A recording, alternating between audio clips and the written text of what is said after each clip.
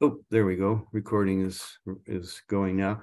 I started to say that when I was invited to do this, the first thing that occurred to me was in my own personal practice, something that is really growing every day. In addition to, of course, my own meditation practice, which is really at the most important time I spend every day, really. But and during much of my waking life, I've begun to really consciously practice gratitude.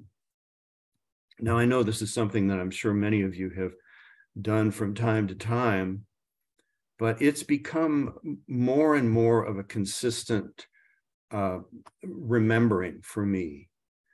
And what I've discovered is that it can be a powerful companion to our spiritual life, which will, in the moment, transform our lives and our view of ourselves and the world. You know, we've all, since we were little children, we've all heard that expression, count your blessings. And it's we remember that from when we were little. And yet, how often do we actually practice it in the moment of our lives? A Course in Miracles, which I'm sure many of you are familiar with, the channeled transmission.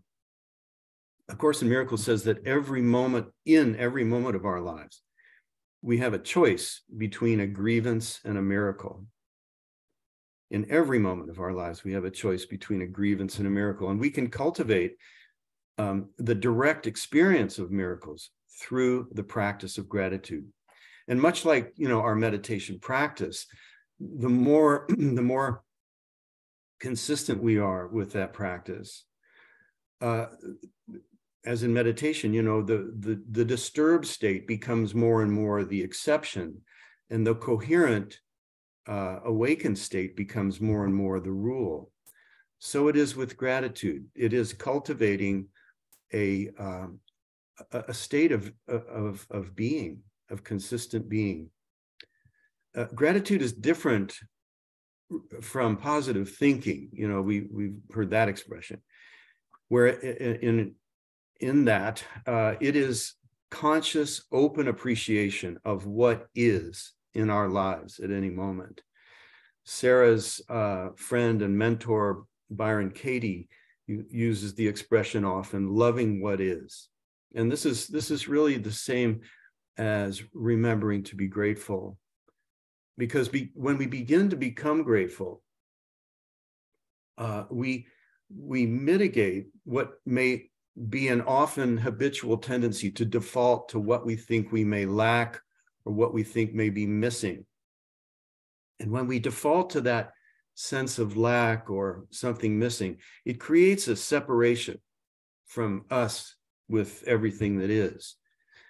The law of attraction says that what we put our attention on becomes enlivened in our experience, or as we think, so shall we become. So when we truly begin to become grateful for what exists in our lives, and this is something I want to encourage everybody to, begin to practice more consistently. When we begin to really become grateful for what exists in our lives, we start to see there's no end to the things that we can consider, that our lives are so abundant, and that we live in an abundant universe, and that we are a part of that universe. There's so much, but it is the intention. It requires the intention to begin to notice. So, but when we begin to cultivate gratitude in our awareness, there's no longer any room for what we don't want and what we might resist. Again, that resistance, creates the separation. One of the questions that keeps coming to me is, how can I take for granted in this moment the gift of my existence? It is a gift. It's a miracle and a great mystery, and it continues to be in every moment. The fact that we're alive, the fact that we're functioning in the way that we are. And in some ways, I hate to use the word, but I think it's almost like a sin that we take for granted the gift of our lives in this moment. You know, within the Yoga Sutras, many of you are, I'm sure, practitioners of yoga and know about the Yoga Sutras, the great treatise from the Vedic tradition, the 8 limbs of yoga. Within the 8 limbs, there are the yamas and the niyamas, which are the moral and ethical restraints and observances, sort of like the do's and don'ts in the Vedic tradition. But among the niyamas, one of the observances is something called santosh. Santosh is contentment with what is. And like with much of the practices in yoga, it is something to remember and to practice on a regular basis, and to observe in what ways we're not content with what is. And this is very much associated with the practice of gratitude. Also in the Vedic tradition, we know about the 3 gunas, the 3 principles in nature: sattva, rajas, and tamas. Rajas is sort of the energy. I think of it as being like foot on the gas. It's like we're trying to realize some desire we have, and we're consistently moving toward the future. You know, got to have that. Whereas tamas is more like entropy and sort of foot on the brakes and sort of retracting into torpor. Sattva, on the other hand, is the it manifests as purity, harmony, and alignment. So I think of sattva as when we just put the gear shift into neutral instead of foot on the gas and brakes. We put the gear shift into neutral and just relax into being, relax into the realization and appreciation of what is. Gratitude arises spontaneously when we're happy, and being happy and feeling love arises out of choosing gratitude. And gratitude, as we begin to practice it more and more consistently, awakens love. And love is our nature. It's sleeping, but it is truly our essential nature.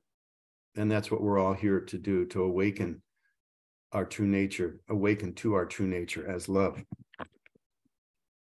So I think before we start this meditation, I want to just ask you to join me in a brief invocation. So let's just close our eyes and bring our attention inside for a moment. And just bring your attention into the heart.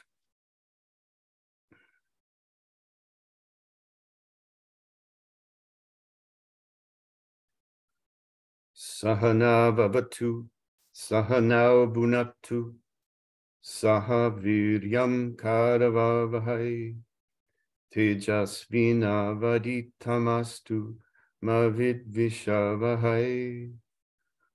Om Shanti Shanti Shanti. May the divine nourish us. May the divine protect us. May our sincere inquiry into the nature of being be energized and illumined, and may no animosity arise among us. Om, peace, peace, peace.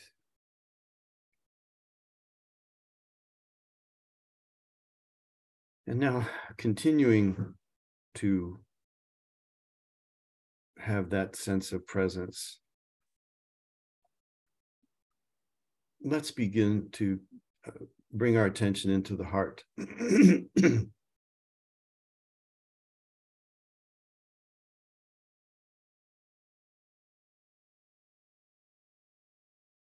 And now allow the awareness to rest easily in the heart center.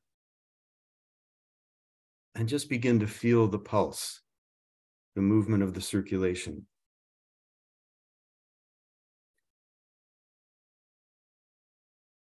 And begin to notice how in this moment we are held. We're held by the chair we're sitting in, or by the floor that we're sitting on that supports us. And we're feeling held by the earth below us. It takes no effort to be held. So just begin to relax and feel the body relaxing into that holding. And begin to just inquire in this moment, what else is holding me now without any effort on my part?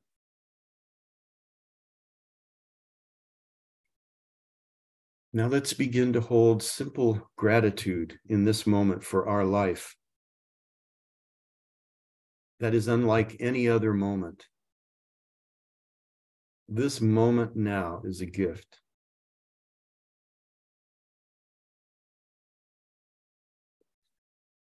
And now let's offer gratitude to our parents and our grandparents and our ancestors who gave us our lives. The countless couples that came together for us to be here now in this moment.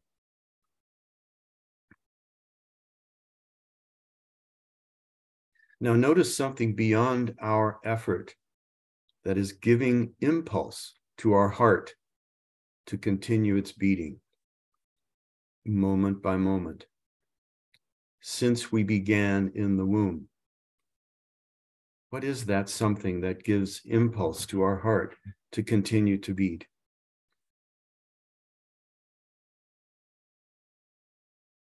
Begin to recognize with gratitude that mystery, which is always the source of our beating heart.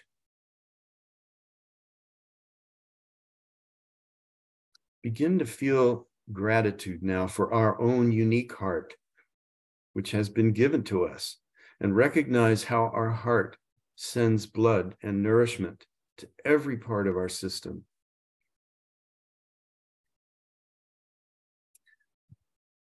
And now let's feel the warmth and comfort of the circulation of the blood, moving everywhere in our body, to every artery, vein, cell, tissue, organ, muscle, and nerve, without any effort on our part.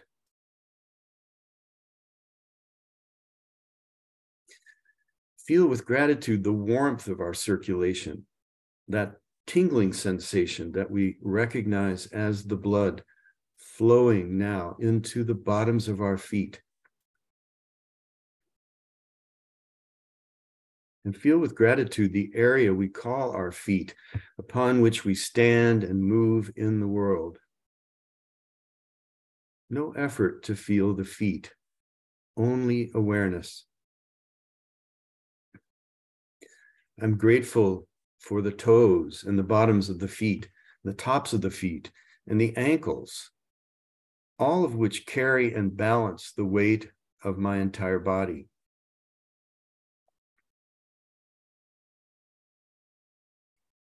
Now feel with gratitude the warmth of circulation moving from our heart into our knees and into the calves and calf muscles, the shins and shin bones,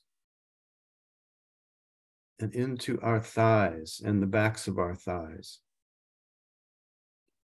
Feel our own legs that are unique to us, that serve our desire to walk and run and move in the world, for which we are so grateful.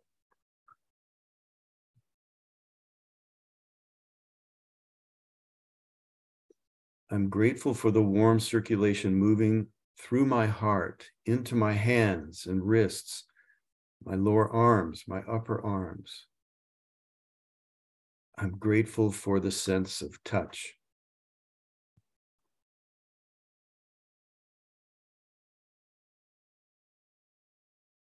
Feel the warmth of the circulation moving from the heart down to the buttocks area, the anus, and the organs of elimination, and to the root chakra and the lumbar spine.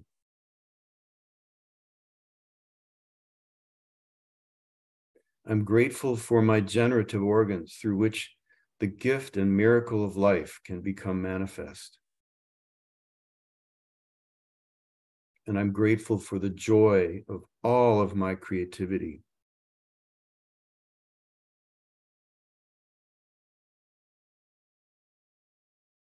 I'm grateful to my navel chakra, lower abdomen, the dantian area, the center of gravity and balance, where I store chi, prana, and the life force.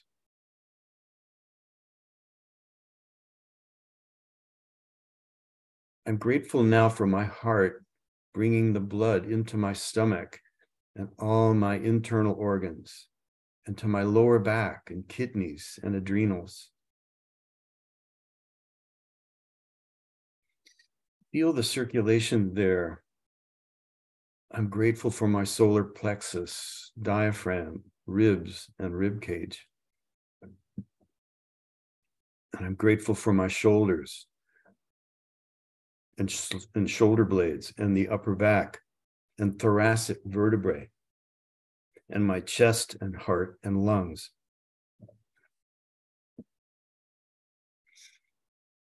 I feel with gratitude the circulation from my heart into my neck and throat, thyroid gland, and into the back of my neck and the cervical vertebra. I'm grateful for my jaw and chin, mouth, lips, teeth, tongue, and for my sense of taste, and for my vocal cords and voice, my ability to speak and to sing. I'm grateful for my cheeks and cheekbones, for my nose and my olfactory sense of smell.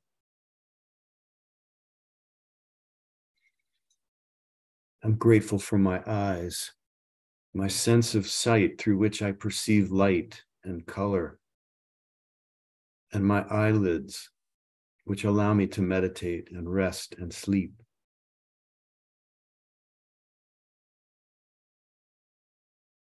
I'm grateful for my ears and the sense of hearing and my awareness of both sound and silence.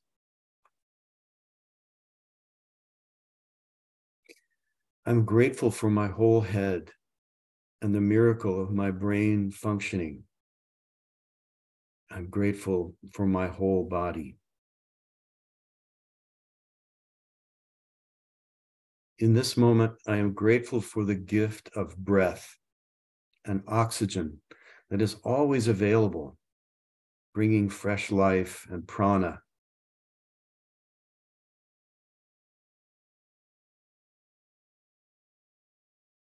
I'm grateful for the mystery of this ever-present awareness, which allows me to perceive my experience of body, thoughts, and a sense of the world.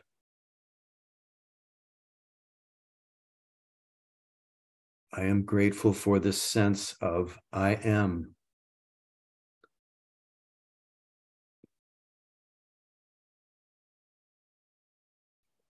I'm grateful now for every person here present, for the Sangha, this convocation with whom I can share this intimate experience. Each one of us a unique body and yet one awareness. I'm grateful for the sea of grace in which we all live and have our lives in each and every moment in which everything exists. I am grateful.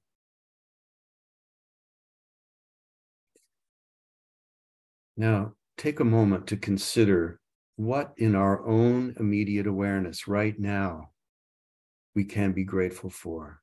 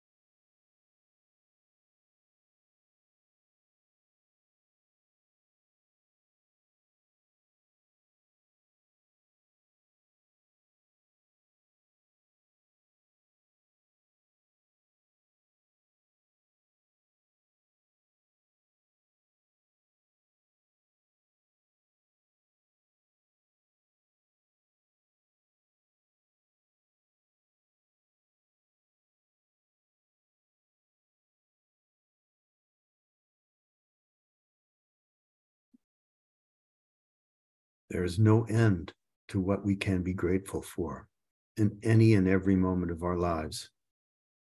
We live in an abundant universe.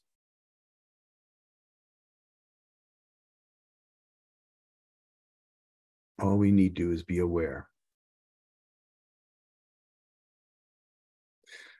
The practice of gratitude is a practice of oneness. There's no separation when we are grateful for everything in our lives. And this is a choice that we can cultivate. If we default to a sense of lack and what we imagine that is missing, we only create more of a sense of lack and something missing. And when we focus on what we don't want through fear, what we resist in terms of the illusion of separation will persist. And when we live in the anxiety of wanting more or better or different, we miss the very magic of life in our direct experience.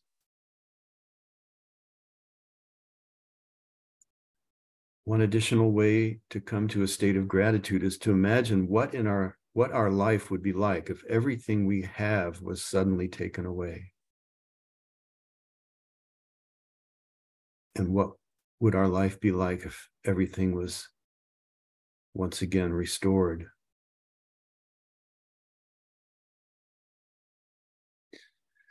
Choosing gratitude brings us immediately right to our present experience.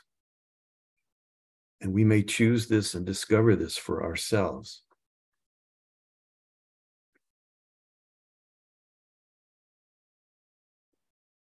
I want to just offer a few quotes on the subject of gratitude. Roy Bennett, in his book, The Light in the Heart, says, "Be grateful for what you already have while you pursue your goals." If we aren't grateful for what we have, what makes us think we'd be happy with more?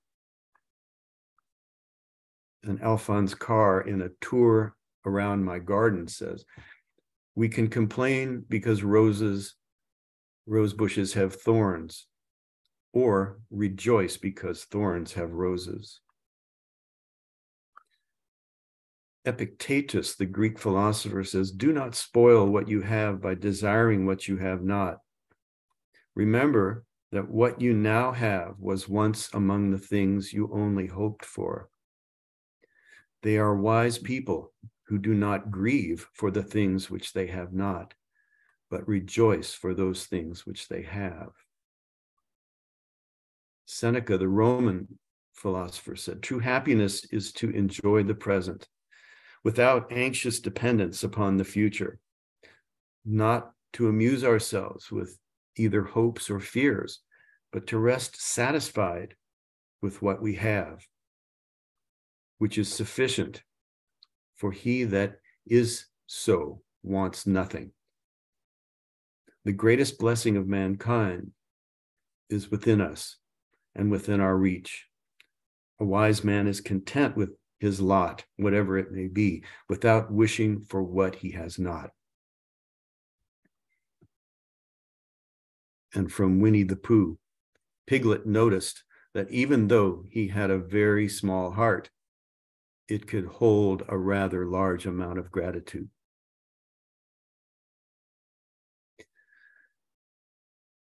The author Jen Sincero says, "Gratitude is one of the strongest and most transformative states of being.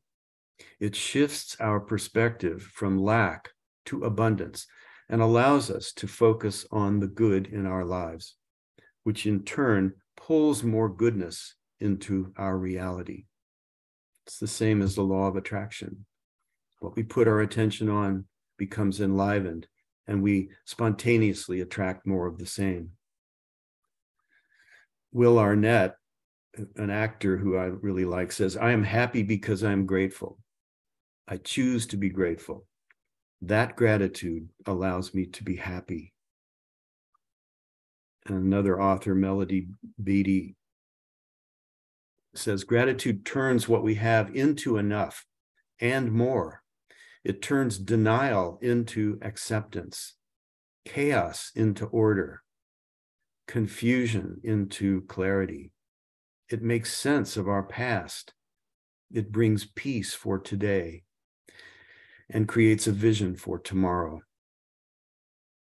And finally, Ralph Waldo Emerson said, cultivate the habit of being grateful for everything that comes to you and to give thanks continually. And because all things have contributed to your advancement, you should include all things in your gratitude. So I want to just close with this beautiful quote from Kalidasa, the Shakespeare of the Vedic tradition. He says, look to this day. Look to this day, for it is life. It is the very life of life. In its brief course lie all the verities and realities of our existence, the bliss of growth, the glory of action, the splendor of achievement.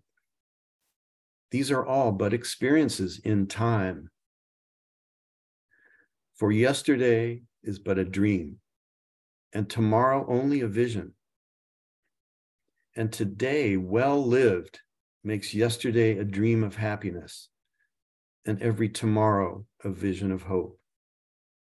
Look well, therefore, to this day. Such is the salutation to the ever-new dawn. So we can begin every day with this prayer in our heart. I am grateful. Namaste.